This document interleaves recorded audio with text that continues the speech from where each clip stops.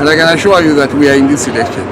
And if it requires to be paid, it will be paid. The MDC insists it still remains in this year's August 12th race to plot 1. MDC Media Director Thabo Kawana has however declined to state whether or not nomination fees for his party's presidential candidate has been paid. There's no way of telling whether we have paid or we haven't paid. We're not like other candidates that when you go to pay, you have to take a whole horde of people and make a whole big scene out of it.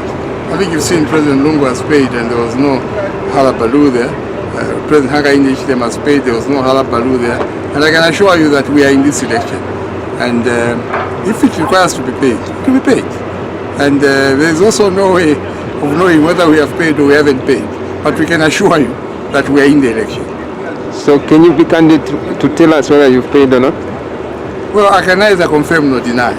So just know that we are part and parcel of this election and all that is required will be met. And Mr. Kawana has reminded the Electoral Commission of Zambia of stakeholders' concerns which must be addressed before the August 12th general elections. They haven't dealt with all concerns. There are still many concerns that our stakeholders we feel needed to be sorted out by the ECZ. But we are moving one step at a time, and then we'll see as days go how they will, as we get closer to the elections, how they will conduct themselves.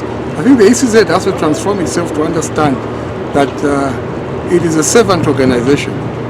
The people of Zambia demand of it transparency, and it is not for them to begin to put things in place and do it in such a way that they just impose their decisions on the stakeholders, including ourselves as political players. It is important that they consult at every stage. But we're seeing very little consultation and very often dictatorial tendencies of them dictating what they want to do. So that is a grave concern to us. The MDC is among other political parties that are against last-minute changes to the electoral rules and has encouraged the ECZ to follow the electoral law to the latter. Lazarus Sichula, Muvi TV News.